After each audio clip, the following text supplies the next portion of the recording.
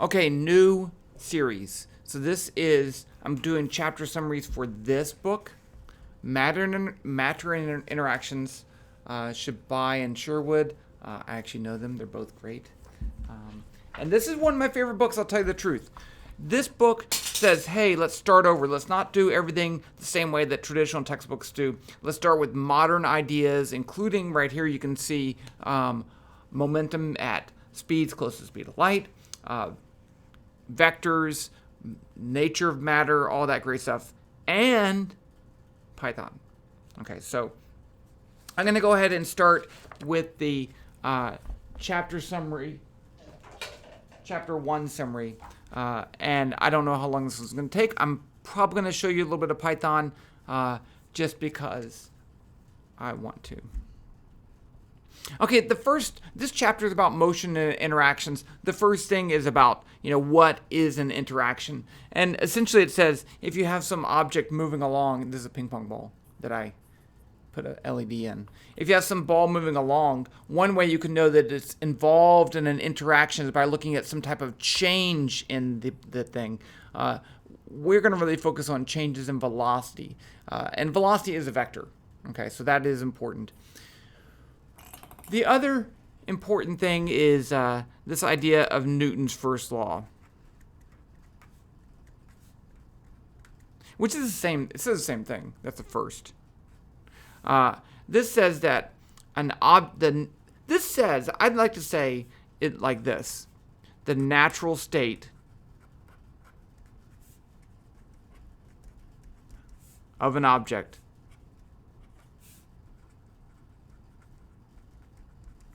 is constant velocity. And velocity is a vector. So you will see this often as an object. If there's no force acting on an object, it will stay at rest if it's at rest, or stay moving in a straight line if it's moving in a straight line. And that's kind of a way of saying the natural state, right? That means if you leave the object alone, what's it going to do? And, this is kind of a direct rebuttal to Aristotle. Because Aristotle said the natural state is at rest.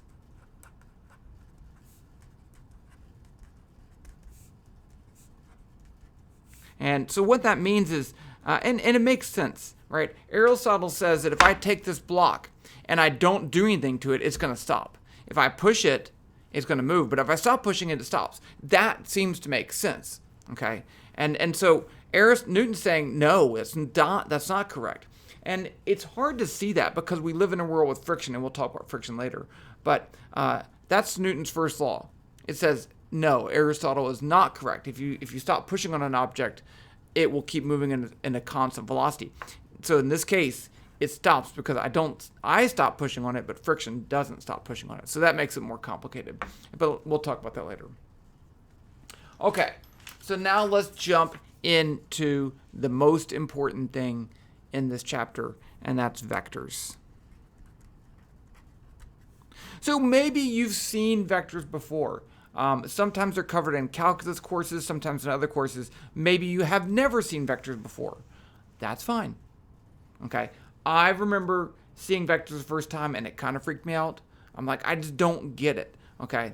But it's so important in physics. We're going to use them in this class. You'll use it in the next semester. It comes back in a lot of different places. So let's talk about scalars first, just really quickly. A scalar is something like time, temperature, mass. Okay, trying to think of something else. Energy is one. These are quantities that only have one piece of information. Time is just a number. It can be positive or negative. Temperature can be positive or negative unless you're in Kelvin. It's just positive. Mass is just positive, but just a number. Okay. Let's think about some things that would be vectors, and then we'll talk about how to represent them. And here we're going to use position, displacement. I'm going to just do the one we'll talk about in this chapter. Velocity acceleration, and momentum. So these are things that have more than one piece of information. Let's think about position. Suppose I have an object right here, and this is just in 2 dimensions because I don't want to draw 3, and x and y. Then to describe that position, I have to say what's its x value and what its y value. Even if you say, well, I'm going to use polar coordinates, right? Even polar coordinates says the distance from the origin and the angle. So, oh, it froze. There it goes. I did that before one time before, and it was kind of weird. So we need 3 pieces of information in 3 dimensions to describe the position. Displacement, we'll talk about that later. But so let's just go ahead and write down our first vector. We like to call the position vector r as something. Now you'll notice that if I put time, I'm going to use t. Temperature is capital T. Mass is m. Energy is E. They do not have arrows over them. If I want to say that a variable is a vector, I put this arrow over it so that it is a vector. Now, I'm not going to go into every single detail about vectors because it's a very long lecture. I'm just giving a chapter summary. These are the things you need to know. Okay, so I can represent a vector r as a piece in the x direction, a piece in the y direction, and then a piece in the z. In this book, we like to use this rx, ry, rz. This 3 pieces of information. We use angle brackets to indicate that it's a vector, and that's a vector. That's one way we can have a vector. Now, in other textbooks, they use something like this: rx, x hat plus ry, y hat plus rz, z hat, or you may have even seen rx, I hat plus rx, ry, j hat plus rz, k hat. These are all the same thing. They're just different ways of writing it. That's the equal sign. It's no big deal. Okay, so how do you find these components? Well, whenever possible, you should get it in component form. Okay. If I have a 2-dimensional vector, if I know this, let's say I do know that distance is 1 meter and the angle is 30 degrees, I actually can find the x and y components. I could say, just by using trig, rx is r cosine theta, ry is r sine theta. But you do need to check and make sure the signs are correct and that you use. It's not always sine, right? It just happens to be sine in this case. And I don't have the z component. If I want the z components, I got to switch. I need another angle, and then we're dealing with spherical coordinates, a little bit more complicated. So whenever possible, get it in this form. What's nice about this is that we can add 2 vectors. If I have vector a as ax, I guess I am doing a lot of vector stuff. Ay, az, and b is vector. And this could be anything. Vectors do have units. You usually put the units at the end here, but this is distance. Then each one of these is a distance. And I'm just doing generic vectors here. bx, by, bz. Then I can do 2 things. I can add them together. A plus b, I just add the components. So the x component of this vector is going to be ax plus bx. The y component is going to be ay plus by. And the z component is going to be az plus bz. I can subtract. A minus b, I just subtract the components. Not a surprise there. Ax minus bx, ay minus by, az minus bz. Okay. The next thing we want to do is, that's adding and subtracting. How do I find the magnitude of a vector? So suppose I have the vector rx, and I am going to give a quick example, ry, rz. And I want to say, well, what's the length of that vector? What's the position from the origin, how far is it? We call that the magnitude. So we represent that as an absolute value sign around the vector, but you could also represent that as just r, because it's a scalar value. Since rx and ry are perpendicular, and our z is perpendicular to all of those, then you can actually use the Pythagorean theorem even in 3 dimensions. So this is going to be the square root of rx squared plus ry squared plus rz squared. Another thing, then that's the magnitude of the direction, magnitude of the vector. A lot of times we like to think about a vector having magnitude and direction. Well, how do I just get the direction then? That's just the magnitude. Just the direction is what we call a unit vector.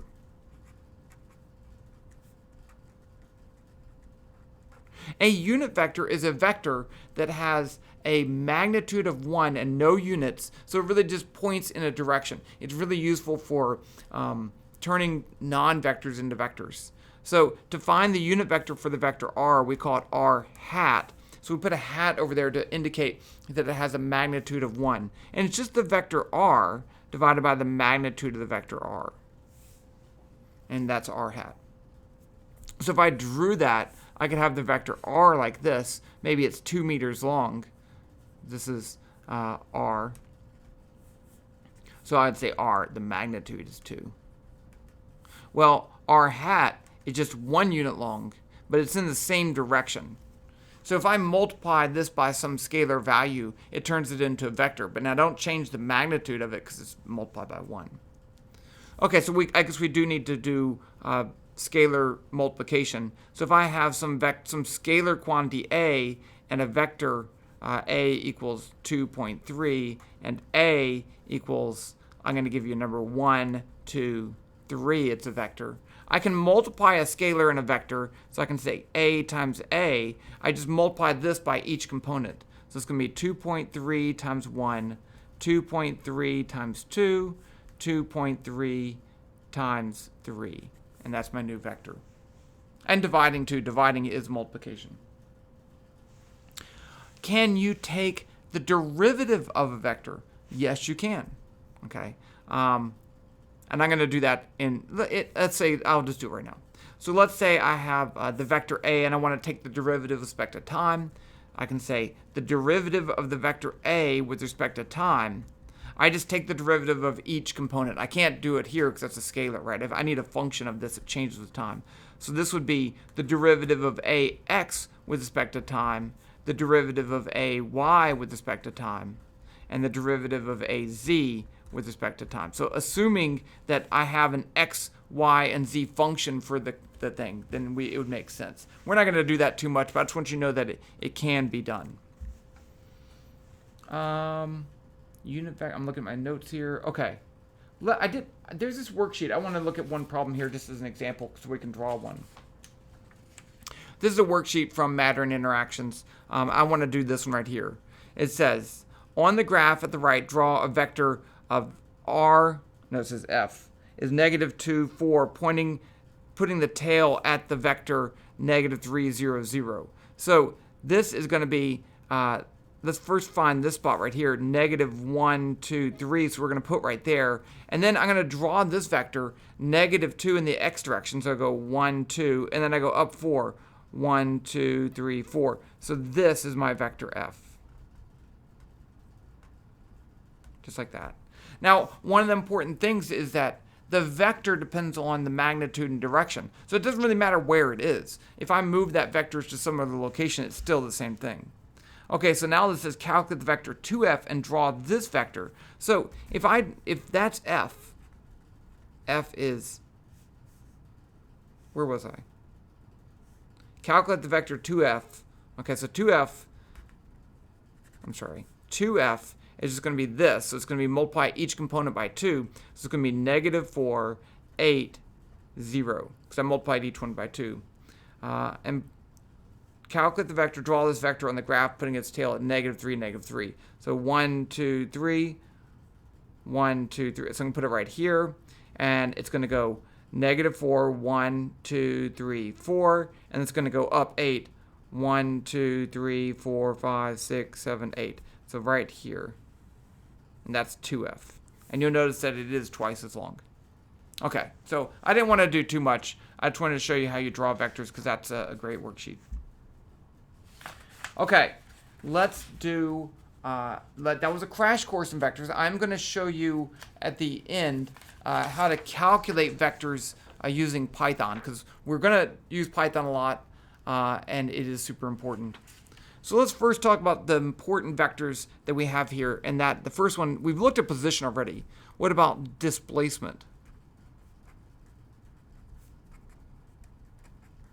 So suppose that I have an xy axis here, and I start here, and we'll call this a position vector r1, and then I move over here to position, I call that r2.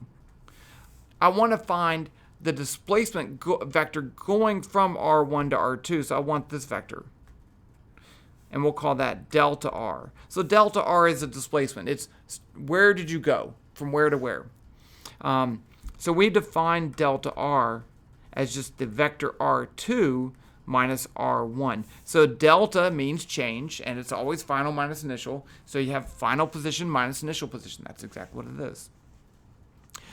You'll notice that if I put a different origin, let's say I use this as my origin, then I'd have r1 as this, I'd have r2 as that, but delta r is still the same. So it doesn't really matter where you put your origin, you're going to have the same delta r. That's kind of nice.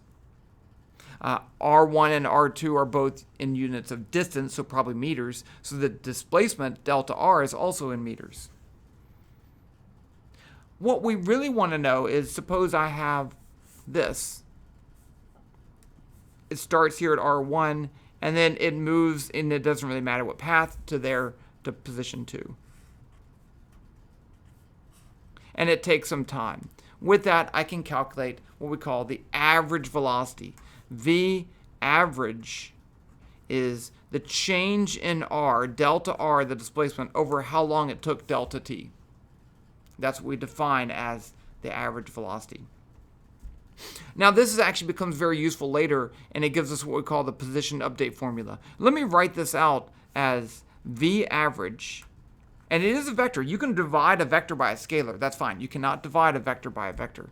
V average is going to be R2 vector minus R1, that's the displacement, over delta t. Now I'm going to multiply both sides of the equation by delta t. So I get, and I'm going to switch the sides. So I get R2 minus R1, the delta t's cancel, equals V average delta t. Now I'm going to add R1 to both sides. I get R2 equals R1 plus V average delta t. This is actually a super useful equation, and we're going to use it a lot. And the book calls this the position update formula.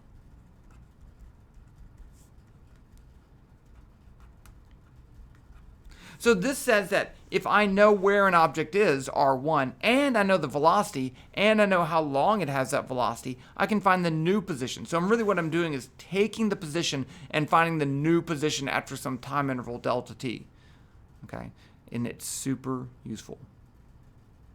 Now, what if I take the limit as delta t goes to 0? So what if I say v equals the limit as delta t goes to 0 of delta r over delta t? Well, that looks a lot like a derivative, and in fact it is. This becomes the derivative of r with respect to t, and we call that the velocity.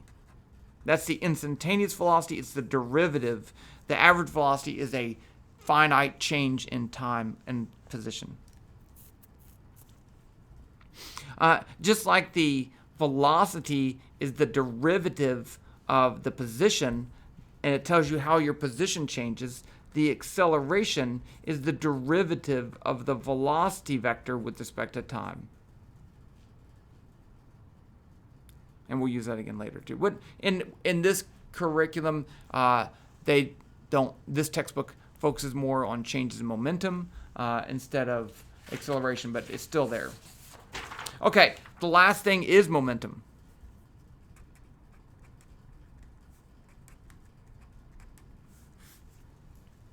So momentum, let's just go ahead and define the full definition of momentum. Momentum, the symbol P, it is a vector. It's equal to gamma times m times the vector v. So it is a vector. So what's m? That's the mass of the object. What's v? That's the velocity. But what the heck's gamma? Gamma is a factor. Gamma is equal to 1 over the square root of 1 minus v squared over c squared. And that might look weird. And c is a constant. C is 2.99 times 10 to the 8th meters per second. This is what we call the speed of light. So you could really write momentum like this. I actually like it better. mv is the square root of 1 minus v squared over c squared. So that's the magnitude of the velocity squared. I didn't put the vector over there because it just gets a little messy. So this says that imagine I'm going super, super, super fast, right? Like very close to the speed of light, 0.9. Then this number right down here is going to be very, very, very small, right? Because 1 minus, if v was c, this would be 0. I'd have an infinite momentum. But if it's very large, v is very large, then this number 1 minus that's going to be very small. And when I divide by a very small number, I'm going to get a very large number. So the momentum is more complicated when you're moving very fast. But what about the case where v is much less than c? If v is much less than c, then this is very close to 0. So then I just have momentum is equal to mv. So what is slow, right? Since the speed of light is 3 times 10 to the 8th, and I have a spaceship in orbit around the Earth going 5,000 meters per second. That's slow, right? That's slow compared to the speed of light. So I'd still get something very close to 0 right here. And so I could still use this. So for most of the things that we see, we're going to use this as the momentum. But the important thing is that really it is this momentum. Okay, I want to jump over to Python and make some calculations with vectors just to show you how to use Python. I want to get you used to using it. It's not a requirement. It's just awesome. So let's say that let's find a displacement and find an average velocity with Python, and then we'll find the magnitude and the direction too. So let's say I'm going to give some vectors. R1 is 1.2. 1, negative 2. I'm just making up stuff here. Meters. R2 is 2.0, negative 1.1, negative 2.3 meters. And let's say delta t is 0.2 seconds. So I want to calculate the magnitude of this just for fun. I want to calculate the magnitude of that. I want to calculate delta r. I want to calculate v average. I want to calculate the magnitude of v average. Actually, I'm not going to calculate the magnitude of that. I'm going to calculate the magnitude of v average. I'm going to calculate v average hat. I'm going to do it all in Python. You can do this on paper. It's not too terribly difficult, but Python does make these things useful. You can also draw these as 3D objects in Python, but I'll do that later. I just want to use Python as a calculator. And in my class, you can use Python on the in-class assessments. I'm cool with that, as long as you do it from scratch. So let me just show you this website, and I'm going to zoom in. This is there's 2 places where you can do Python without having to install anything. You can install Python and run it, but this runs on your phone very well. This is called trinket.io. I'll include a link down below. And when you go there, you'll go this new Trinket, and it gives you all these different ways you can program online. Don't do Python. Go down here to GlowScript. GlowScript is Python with some physics stuff in there, and that's what you want, and it looks like this. Okay, so we're just using Python as a calculator. I'm going to zoom in. Normally you get a coding window here and then an output window over here. So I'm going to zoom in so we can see because it's too big. Up here, I can click on the pencil to edit and the play button to run. So I want to edit. And this first line up here, GlowScript 3.2v Python, don't change that. Okay. So in general in Python, we can make some variables. Let's just say a equals 2.3, and then I can print that. A. I know this is your hello world version of Python. And then it printed out 2.3. What if you want to make it look a little bit nicer? You can include text and numbers and variables in there together. So I'm going to put quotes A equals comma A comma meters. Let's say it's a distance.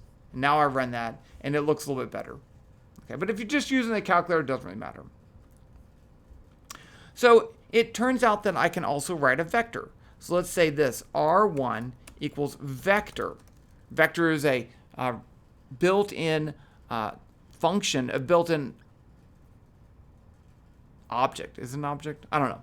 In ClosedScript v Python. So I need to give it the x, y, and z coordinates. I'm going to type in 1.2, 1, -2, just like that. And now I'm going to print that. Let's print it in a nice way. R1 equals R1. And let's give it units, meters. Now I'm going to run it. And you see it printed it as a vector, and it looks really great. Okay.